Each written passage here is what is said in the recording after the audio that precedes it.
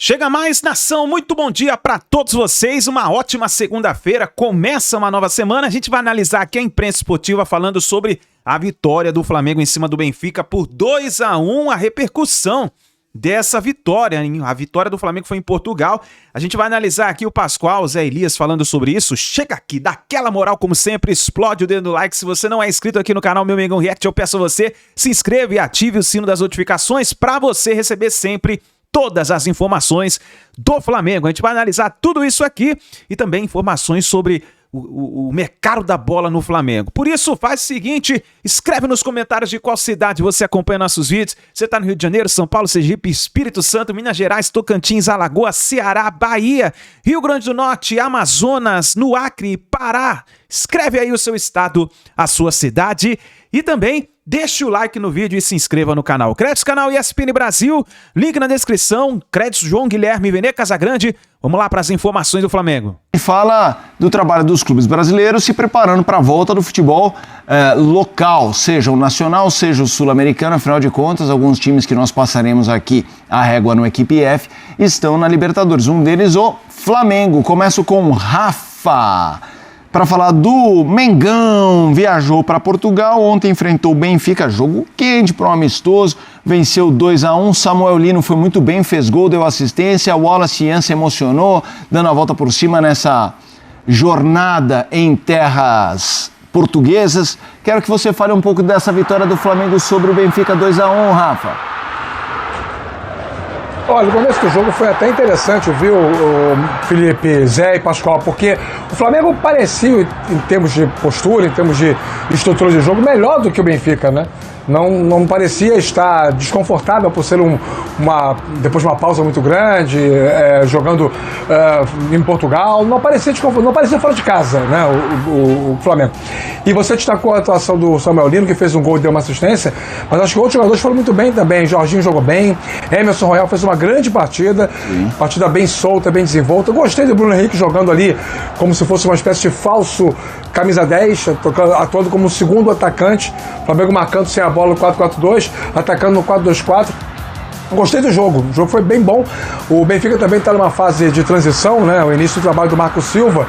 Alguns jogadores ainda servindo as suas seleções de Copa do Mundo. O Flamengo também, vários jogadores que estavam na Copa agora estão de férias. Então foi um Flamengo alternativo, não foi o chamado time titular. Mesmo assim, do meio para frente, a força do elenco do Flamengo se comprovou ontem. Gostei da entrada do Wallace Ian, entrou com atitude. Primeira vez que pegou na bola, fez o gol. Jogou bem e é isso que se espera desse garoto. Não falta talento a ele. Às vezes falta um pouco de regularidade, um pouco de concentração nos jogos. Mas a atuação do Flamengo foi boa. E o que chamou a atenção no amistoso ontem foi a irritabilidade do técnico Leonardo Jardim.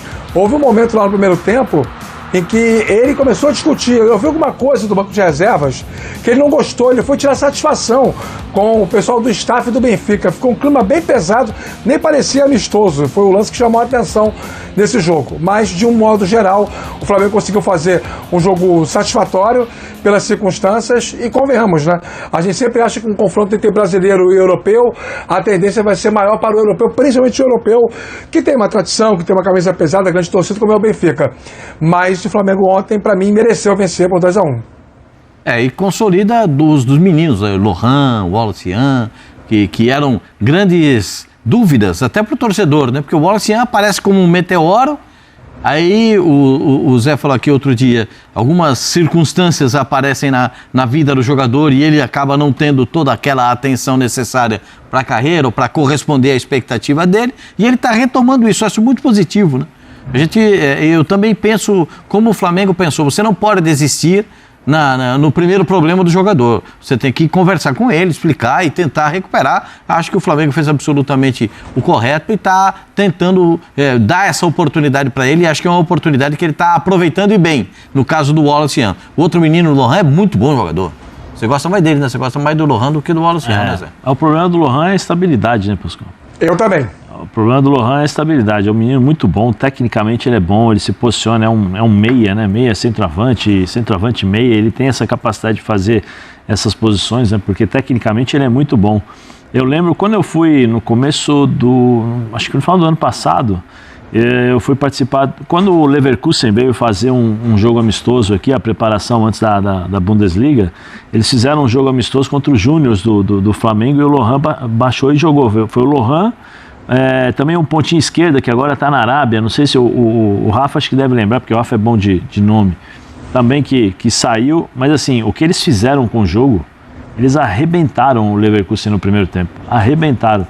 E aí, ali nas conversas, né, em off, né, o pessoal falava que o grande problema do Lohan é justamente o extracampo, não é noite, balada, não é isso, é achar que joga mais do que joga. Né? Então, às vezes, ele era meio preguiçoso, não se esforçava tal, e que isso daí era um grande problema. E aí emprestaram, ele foi para fora do país, ele foi, se eu não me engano, ele foi para a Itália. Acho que foi para a Itália, foi para a Itália, também bateu e voltou. Também não jogou lá. Também não jogou lá, por essa dificuldade. Então, assim, às vezes você precisa entender, eu vou falar o que eu falei pro meu irmão, quando ele jogava, ele era infantil, falou, aproveita a experiência e tal. Quando ele chegou no júnior, ele chegou no profissional, eu falei para ele, esquece tudo que você viu até agora, porque daqui para frente é outra coisa. Você está começando do zero, você tem que mostrar suas condições, sua qualidade, porque se você não mostrar sua qualidade, vão te mandar embora. O futebol profissional é isso. E esses meninos, eles são preparados de outra forma, né? O staff, olha, nós vamos te vender. Esses meninos, eles não almejam jogar no Flamengo. Eles querem passar pelo Flamengo para chegar no Barcelona, para chegar no Real Madrid, para chegar nos clubes grandes. E com isso eles não entendem algumas coisas que eles precisam abrir mão e se transformar em homens mais cedo, né? Ser precocemente, tomar determinadas decisões mais cedo, para poder ter uma longevidade e uma carreira duradoura. São poucos os jogadores que duram 15, 20 anos jogando em alto nível. Raríssimos, nós estamos vendo aí, raríssimos. Então você vai alternar em 15, 16 anos de carreira profissional, 2 anos jogando bem, 3 anos jogando bem, 1 ano mais ou menos, porque você vai ter a dificuldade dos adversários e a expectativa que você gerou por ter jogado 2 ou 3 anos bem. Isso tudo você tem que você tem que amadurecer muito rápido. O futebol muitas vezes não te dá essa possibilidade. E eu espero que tanto o Wallace como o Lohan entendam esse tipo de amadurecimento que tem que ser muito rápido. Você tem que abrir mão, às vezes, de curtir determinadas situações e, peraí, vou me dedicar mais aqui. Porque quando eu tiver 30, 35, eu vou ter dos 30, 35 até os 70 para fazer o que eu quiser ao longo da minha vida. Ô Pascoal, e assim, o Samuel Lino entra, obviamente, em outra discussão, né? Porque a gente está falando aí de jovens formados pelo Flamengo, mas eu queria pegar esse bom jogo do Samuel Lino para tentar falar um pouquinho sobre ele. A gente está falando de um cara que veio da Europa, jovem, ainda com mercado, um cara que passou por clubes gigantescos na Europa. No Flamengo não dá para dizer que ele não aconteceu, assim, ele aconteceu, mas não nesse patamar, talvez, que muitos esperavam. Inclusive eu achei que ele jogaria muito, muito bem, assim, de ser um dos destaques do futebol brasileiro. E a gente não viu isso, a gente já viu, inclusive, o torcedor do rubro-negro, às vezes criticando o Samuel Lino, e de pouco decisivo e tal. A gente viu o Samuel Lino em bons e maus momentos, como a gente viu o Cebolinha em bons e maus momentos, também jogando pelo Flamengo. Tanto que sinalizou até que vai procurar novos ares no fim do ano, o Cebolinha, no caso. E Samuel Lino? O Samuel Lino, como o Cebolinha, eles têm como princípio de jogo o domínio de bola para tentar 1 contra 1. E esse tipo de jogador, ele não ganha todas. Esse tipo de jogador, ele tem um embate com o adversário, vai perder uma, vai ganhar uma, vai perder 3, vai ganhar uma. E a torcida do Flamengo, especialmente no Maracanã, não teve nenhuma paciência com ele. 0 paciência com o Samuel Lino, né? Ele é um jogador que precisa de espaço para correr, ele é um jogador que precisa de espaço e um adversário pela frente para poder driblar e chegar ao objetivo. E ele conseguiu isso agora nessa pré-temporada. Em alguns momentos ele até conseguiu, Felipe. Mas em outros a torcida do Flamengo não teve nenhuma paciência com ele, especialmente no Maracanã. Talvez o Rafa, que frequenta o Maracanã mais do que a gente, possa ter uma definição melhor. Para mim, a torcida do Flamengo é impaciente quando ele joga no Maracanã. Mas eu queria, Rafa, também, jogando o gancho do Pascoal e acrescentando, a gente tá vendo os melhores momentos, o Samuel Lino muitas vezes foi aproveitado como aquele ponta esquerda aberto para construir por ali. Ontem ele jogou muito pela direita e até centralizado. O próprio gol ali, ele tá chegando pelo meio. Jogou de meia ponta. Ele jogou numa posição que não é a que a gente mais viu ele atuar. Queria que você falasse um pouquinho dessa utilização dele e o que disse o Pascoal da relação torcida.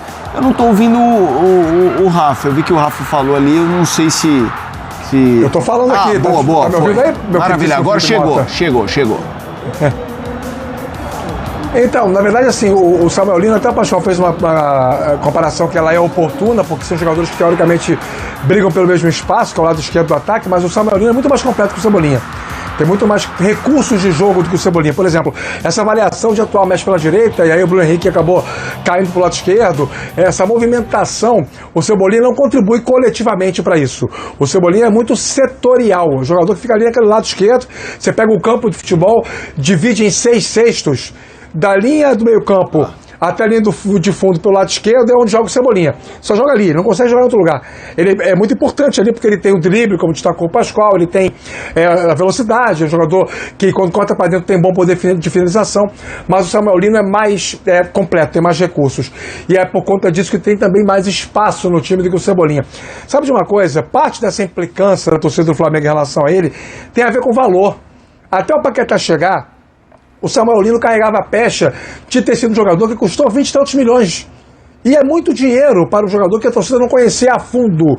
Claro que o fã de esporte que acompanhava, vinha acompanhando lá a Liga aqui na ESPN no Disney Plus, está acostumado a ver o Samuel Lino jogar e bem pelo Atlético de Madrid. Conhece as características de jogo desse jogador.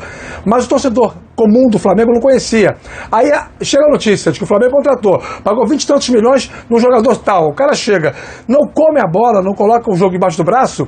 O torcedor é exigente, o torcedor é cri-cri, o torcedor vai cobrar o tempo todo. Para mim era uma questão de adaptação, somente isso. Aos poucos ele foi se adaptando. Lá no início também teve alguma coisa ali de um extracampo ou outro que não caiu muito bem, mas acho que ele deu uma segurada e agora a gente vê o Samuel Lino jogando muito melhor. Dá para dizer que o Flamengo tem um time titular na cabeça do técnico Leonardo Jardim e que o Samuel Lino é um destes titulares. E com mérito. Até porque, além da qualidade técnica, ele entrega essa variação tática que outros jogadores não entregam. O Algarve é nosso. O Algarve é nosso. O Algarve é no Mengão. O Flamengo ganhou um título hoje em casa. O Flamengo é a primeira equipe campeã jogando em Portugal, em casa, que não é de Portugal. O Flamengo é o único estrangeiro campeão em Portugal, campeão em casa. Porque hoje o Algarve era brasileiro, era rubro-negro. Impressionante o que vimos lá no estádio do Algarve. Flamengo venceu o Benfica 2-1, gols de Samuel Lino e o Wallace-Ian, que baila Vini, baila o Wallace-Ian, e o Flamengo foi campeão. Num jogo incrível, né, cara? Porque virou uma decisão, né, de campeonato. E aí, cara, o que rolou ali? O Bresciani entra no jogo. O cara que se envolveu naquela discussão, naquela confusão com o Vinícius Júnior, que o acusou de ter sido racista. E aí o Bresciani está enfrentando a equipe que revelou o Vinícius Júnior. Uma equipe brasileira. Meu amigo, aí o caldo entornou. Aí o jogo ficou quente. Já tinha rolado uma briga entre comissões técnicas. O treinador de goleiros do Benfica xingou o Leonardo Jardim. Aí o Leonardo Jardim ficou bravo. E aí o árbitro também, o Fábio Veríssimo, começou a inverter umas faltas, lá umas marcações malucas. De amistoso não teve nada. Troféu Algarve, Benfica começando a temporada, terceiro jogo, Marco Silva estreando diante da galera lá, estreou diante da nação rubro-negra, porque não tinha torcida do Benfica praticamente, tinha muito pouco. E o Flamengo venceu por 2-1. O Flamengo teve uma intertemporada muito interessante, gente, muito positiva. Alguns pontos positivos aí dessa intertemporada.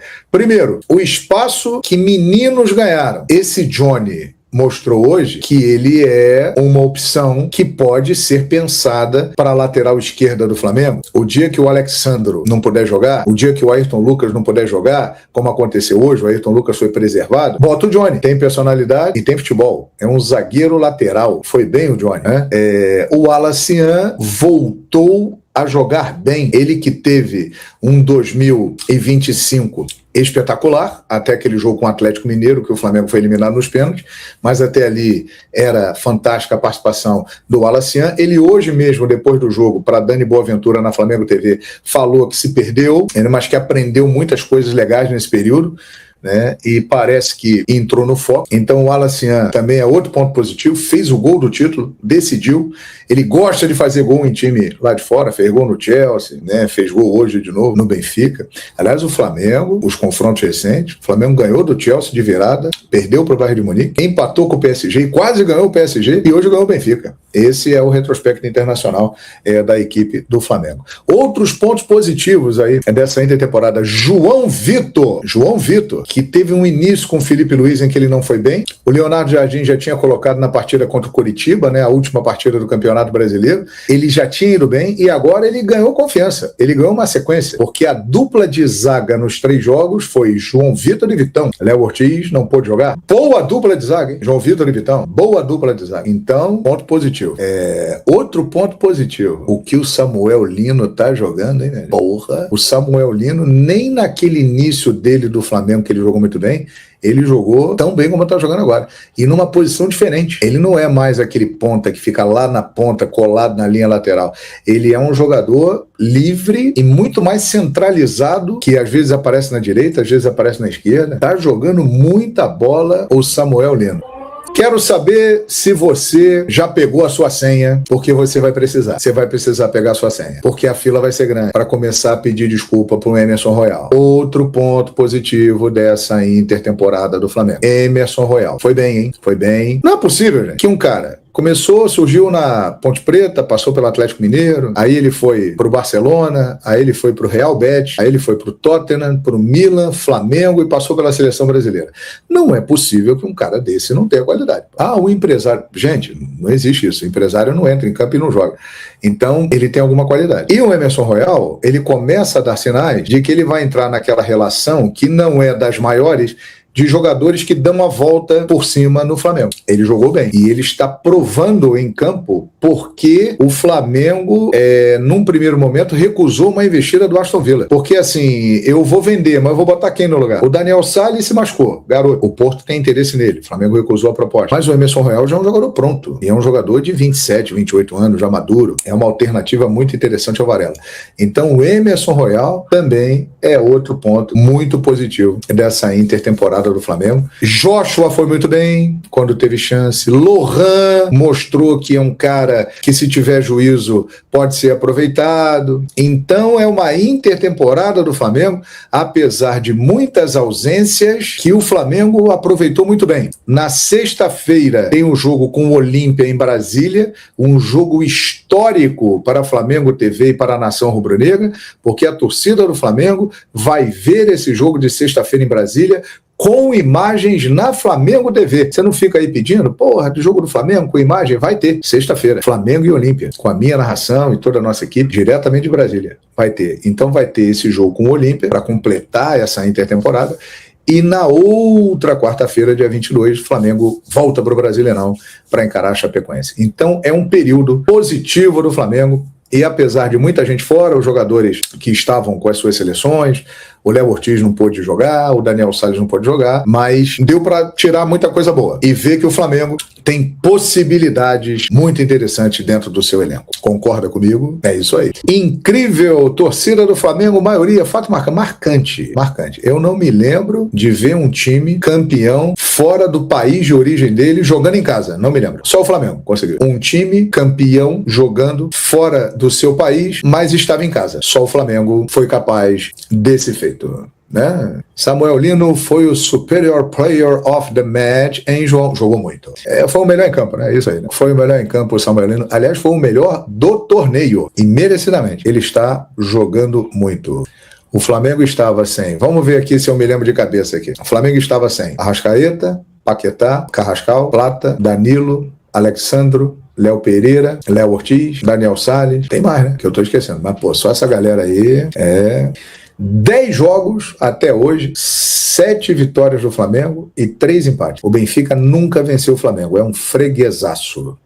Estão dizendo aqui o BH não foi expulso, não. Não tem nada disso de BH expulso. Ele não foi expulso, não, né? João, achamos o substituto do Ayrton Lucas, o Johnny. Eu não sei se ele é o substituto, mas que ele mostrou que tem condições de fazer parte do elenco. Tanto ele, como o João Vitor, como o Joshua, o Lohan é talentoso, o Alacian já é um cara mais experiente, já é uma realidade. E esses moleques todos aí podem deixar o elenco do Flamengo ainda mais forte, né? Com toda certeza. Beleza?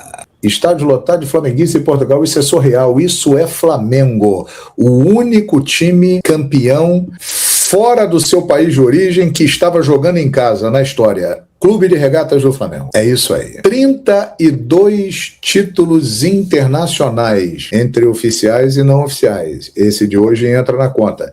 32 títulos internacionais, vai para o Museu Flamengo, que foi reaberto na sede da Gávea, no Rio de Janeiro, né? Muito bem. O Flamengo vai trazer 3 jogadores. Mas vai trazer 3 por quê? Porque tem essa galera em casa. Então não precisa contratar tanto. Com os jogadores que já tem e com essa molecada que está aí, vai trazer pontual para preencher aqueles espaços, entendeu? E tem uma turma no Sub-20 que está vindo, que já tem uma experiência maior, que já jogou em profissional, que ano que vem, com certeza, vai dar ainda mais retorno no elenco do Flamengo, né? Flamengo não faria feio na Europa, não. Flamengo brigaria por alguma... Olha, no campeonato português, o Flamengo teria grande chance de ser campeão, grande chance de ser campeão. O Flamengo brigaria firme pelo título contra Benfica, Sporting e Porto, e com grande chance de ser campeão. Eu não tenho a menor dúvida disso. Rui Costa ficou impressionado com a torcida do Flamengo. Cara.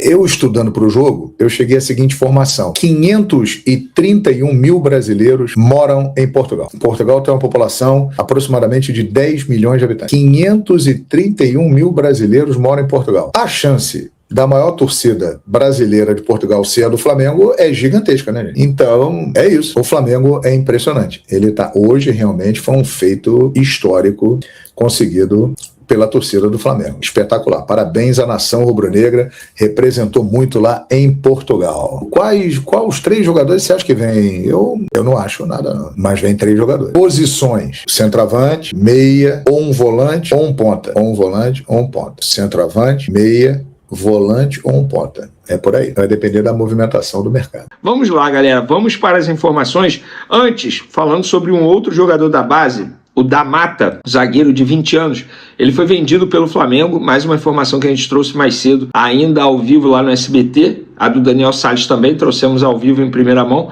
E o Da Mata, de 20 anos, ele foi vendido para o Konyaspor da Turquia. O time turco vai pagar $300 mil por 70% dos direitos econômicos desse jovem. Mas, detalhe, o Flamengo era dono de apenas 25% desse jovem defensor. Por quê? Porque quando ele chegou ao Flamengo, junto ao Grêmio, o Flamengo adquiriu 25%, tinha a possibilidade de comprar 25% e depois mais 25%, ou seja, totalizaria 75%. Mas o Flamengo não quis. Só manteve 25% e agora vendeu o jogador e vai ter direito a 25% de $300 mil.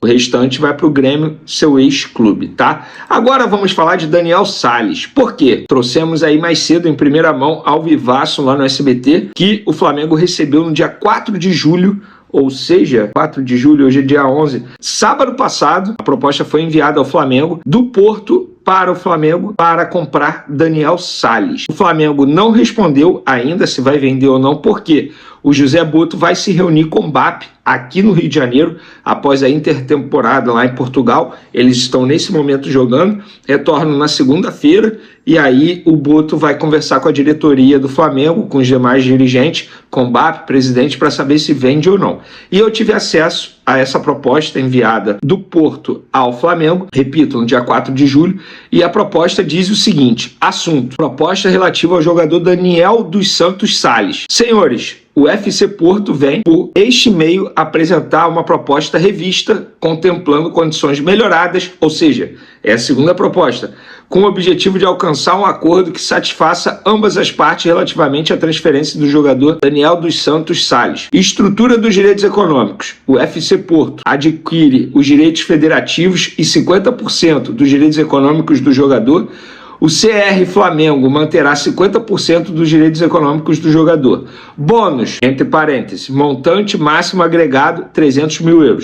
Sem prejuízo das restantes disposições da presente proposta, o FC Porto pagará ao CR Flamengo bônus contingentes até o montante máximo agregado de €300 mil, mediante o cumprimento dos seguintes objetivos desportivos: bônus de participação na equipe B, €150 mil, caso o jogador participe em 25 jogos oficiais pela equipe B do FC Porto, na mesma época desportiva, atuando pelo menos 45 minutos em cada um desses jogos. Bônus de performance ofensiva, 150 mil euros caso o jogador registre, na mesma época desportiva, um total de 10 gols e ou assistências em competições oficiais pela equipe A e ou equipe B do FC Porto. Opção de aquisição adicional de direitos econômicos.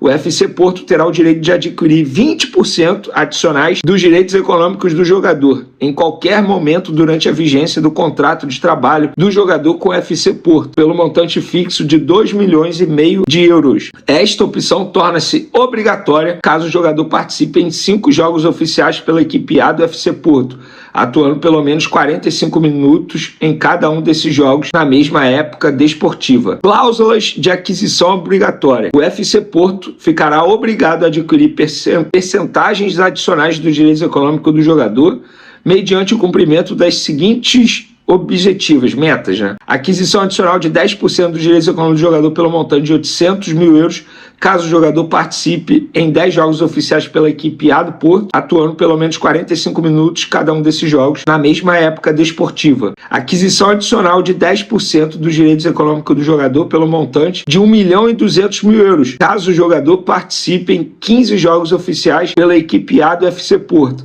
atuando pelo menos 45 minutos em cada um desses jogos na mesma época desportiva. Aquisição obrigatória dos direitos econômicos remanescentes. Caso o jogador participe em 25 jogos oficiais pela equipe A do FC Porto, atuando pelo menos 45 minutos em cada um desses jogos, na mesma época desportiva, o Porto ficará obrigado a adquirir 20% dos direitos econômicos do jogador pelo montante de 4 milhões de euros. A presente proposta encontra-se sujeita às seguintes condições: aprovação do jogador nos exames médicos a realizar pelos serviços clínicos do Porto, celebração de contrato de trabalho entre o jogador e o Porto, registro do jogador no FC Porto e respectiva elegibilidade para competir, de acordo com os regulamentos aplicáveis. Qualquer acordo vinculativo dependerá de confirmação escrita por parte do Conselho de Administração da FC Porto. Aguardamos a vossa resposta e esperamos poder concluir os detalhes desse acordo brevemente. Com os melhores cumprimentos, Henrique Monteiro, executivo de futebol do Porto. Dito isso, galera, agora faz total sentido o Flamengo não ter aceitado a venda de Emerson Royal a Aston Villa.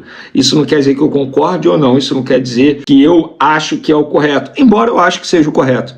Diante dessa proposta aqui que a gente acabou de ver do Porto, quer dizer, vocês ouviram, eu não vou mostrar o documento a pedido da fonte, mas eu li na íntegra para vocês. Diante dessa proposta aqui que o Porto enviou ao Flamengo, eu acho que faz mais sentido vender o Daniel Sade e ficar com o Emerson Royal. Por quê? O Flamengo ainda teria direitos econômicos futuros desse jogador. Ele vai se valorizar no Porto, o Flamengo vai conseguir uma baita venda. O Daniel Sales hoje, infelizmente, é uma incógnita pela questão física. Ele está, inclusive, nesse momento ele está machucado. Ele se machuca toda hora. É culpa do Flamengo? É culpa... Não sei. Sei que ele está se machucando toda hora. Por isso, eu falo, eu não consigo ter certeza no Daniel Sales.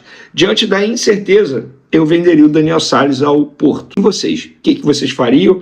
Ficariam com o Daniel Sales? Venderiam o Emerson Royal para o Aston Villa? Só lembrando, a proposta do Aston Villa chegou a 10 milhões de euros, mais 60 milhões de reais. E aí? O Daniel Sales é melhor ficar? É melhor ser vendido? Quero a opinião de vocês. É isso aí, nação. Tá aí as últimas informações do Flamengo na manhã desta segunda-feira. Então, já logo cedinho aqui, já trouxemos para vocês as informações.